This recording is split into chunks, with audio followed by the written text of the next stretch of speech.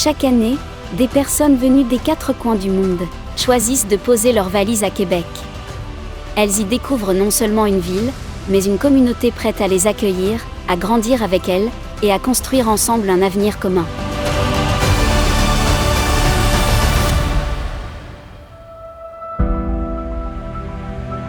Depuis plusieurs années, le SOA les accompagne dans cette belle aventure d'intégration et de régionalisation. On a volé régionalisation, c'est les gens qui sont à Montréal puis qui désirent déménager en région. Puis moi, la région que je représente, c'est la capitale nationale. Alors, ça va de Portneuf jusqu'à Charlevoix. Le rôle, c'est de leur donner justement les outils nécessaires pour qu'ils puissent déménager.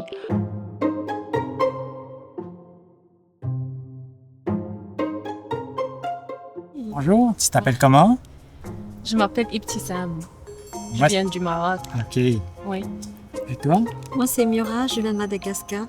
Moi, c'est Ismaël, je viens d'Algérie. Enchantée. Enchantée. Image de Québec.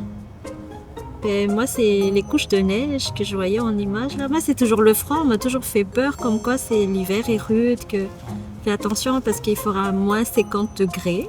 Pour moi, l'image, c'était la santé, l'éducation. L'égalité homme-femme. Parce que moi, j'avais deux filles. Donc, ça m'a vraiment encouragé à venir. Mais moi, je suis plus partie pour donner un meilleur avenir pour mes enfants. Là, je suis en accord avec toi, là, dans le sens où, en fait, on vient pour donner une meilleure qualité de vie à nos enfants. Mon recruteur m'a invitée pour venir travailler à Montréal. Et après, j'avais des obstacles pour avoir des documents. Et après, ils m'ont rappelé pour proposer de travailler à Québec. J'ai réfléchi un peu. J'ai dit c'est pareil. Montréal et Québec, c'est la même chose. Et finalement, j'ai pris la décision de venir travailler à Québec. Donc, et j'ai jamais regretté ça. Les deux choses importantes en premier lieu, c'est l'emploi et le logement. Ensuite de ça, les choses vont venir. Mais c'est sûr que nous autres, c'est les premières choses qu'on regarde avec eux. Est-ce que vous voulez trouver un emploi avant de déménager ou déménager et vous trouver un emploi? Puis on fait une évaluation pour savoir c'est quoi ses besoins. Donc moi, avec mon équipe, on est responsable de tout ce qui est accueil, intégration et orientation là, des nouveaux employés en soins infirmiers. Puis généralement, les gens, hein, c'est un projet de vie hein, quand une personne vient travailler chez nous pour plusieurs d'entre eux, tout dépendant encore une fois, il y a plein de parcours. Mais le taux de rétention d'une personne justement qui s'installe puis qui vient travailler au sein de notre organisation, bien, c'est vraiment, on a un bon taux de fidélité. Les gens vont vraiment s'investir dans leur travail.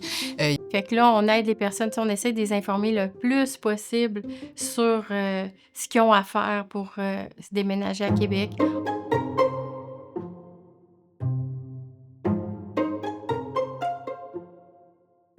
J'ai eu l'occasion de visiter Montréal une fois avec ma petite famille, mais je pense pas que j'aurais apprécié de vivre dans une grande ville. Ouais. Mais moi, je préfère vivre à Québec. OK. Oui, c'est moins stressant aussi. Moi, la qualité de vie ici, le calme, le moins de stress dont on parlait tout à l'heure, c'est vraiment ça. Moi, je suis infirmière dans l'un des CHU de Québec. Ça fait 6 mois, puis j'habite pas loin de mon hôpital, puis ça me fait vraiment une très bonne qualité de vie, je l'avouerai. Je marche à pied. Si tu es loin de ton travail, ça prend au maximum 30 minutes par bus ou bien. Il y a vraiment beaucoup moins de trafic, beaucoup moins de stress. Ouais. Et la conduite aussi. Les gens, comment ils conduisent ici, j'adore. C'est serein, c'est tranquille, tout le monde prend sa place, t'entends pas les klaxons. C'est vrai. C'est paisible, vraiment. Ça m'a vraiment marqué. Moi, la première chose sérieusement qui m'a marqué en arrivant ici, c'était sur la route. C'est fou. Moi, je viens d'un pays où le monde se faufile comme ça. Ouais. J'arrive ici, c'est chacun qui prend sa place. t'allumes ton clignotant, on te laisse. Chez nous, ça n'existe pas. Ouais, c'est vrai. Ça m'a frappé, sérieusement.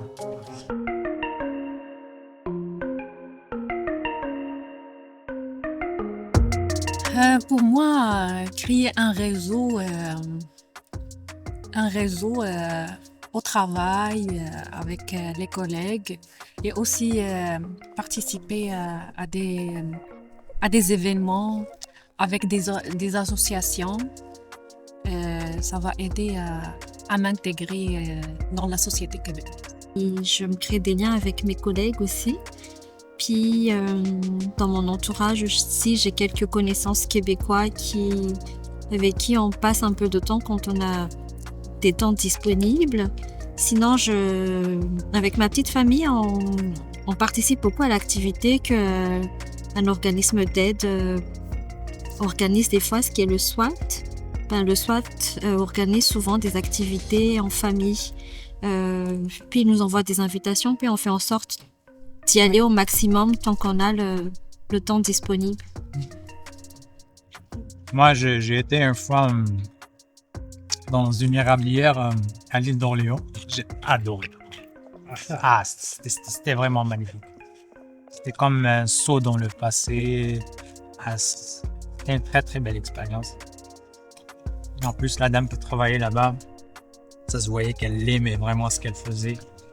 Elle nous a partagé vraiment son amour pour l'érable, pour le tout. C'était vraiment une très belle expérience. Moi, personnellement, je pense que s'il n'y avait pas le SWAT qui m'avait accompagnée quand je suis arrivée, je pense que je me sentirais perdue. Parce que moi, déjà, depuis mon pays, ils m'ont accompagnée. On a toujours gardé le contact, puis ils m'avaient déjà comme préparé de comment ça allait être au Québec. Mais une fois que j'étais vraiment sur le territoire, je me suis dit, c'est vraiment un autre monde, un autre pays. Quand tu viens d'un pays où tu n'utilises pas de GPS, mais que là, tu es forcé d'utiliser un GPS pour te mobiliser parce que tout est informatisé. Là, j'ai trouvé ça vraiment... Au départ, c'était un peu troublant, on va dire. Mais au fur et à mesure que le SWAT qui m'avait accompagnée me montrait comment faire, comment tu dois te déplacer, comment tu dois faire pour aller au marché, pour aller chercher des habits d'hiver, pour aller prendre le bus d'un point A à un point B. Je trouvais ça vraiment très, très gratifiant, puis c'est vraiment nécessaire. Mais le but, c'est que la personne ait un emploi puis réussisse à avoir une vie décente, puis une vie comme elle le voulait au départ. On a vraiment mis une emphase là, en tout ce qui touche l'équité, la diversité, l'inclusion au sein de l'organisation. C'est super important parce qu'un peu comme je vous disais tout à l'heure, on se rend compte qu'il faut se remettre en question pour mieux faire, offrir un accompagnement qui est pertinent. Effectivement, l'intégration, c'est une chose. Vous n'êtes pas obligé de vous faire des amis rapidement. Ça se fait, je l'explique ici aussi que c'est long de faire des amis, de se faire des connaissances, mais prenez le temps puis ça va arriver. De façon transversale dans l'organisation, d'avoir un plan d'action en matière d'équité, diversité, inclusion, de mettre en place des actions structurantes, comme je vous disais, les différentes activités de développement de l'expertise en matière d'intégration. Puis je vais leur faire parler de leur pays, puis je vais parler de mon pays, puis on va voir c'est quoi les différences pour qu'ils sachent dans quoi ils s'en viennent. Parce que, des fois, j'ai l'impression que le rêve est très grand. Mais je vous dirais que les gens, ce qu'ils vont faire, qui vont rester, souvent aussi, ça peut être la famille, ou est-ce qu'ils sont seuls à Québec, ou ils ont justement des gens de la famille, des proches là, qui sont avec eux. C'est sûr que c'est un facteur déterminant, comme toute personne, quand on a un réseau proche, on a le goût de s'installer.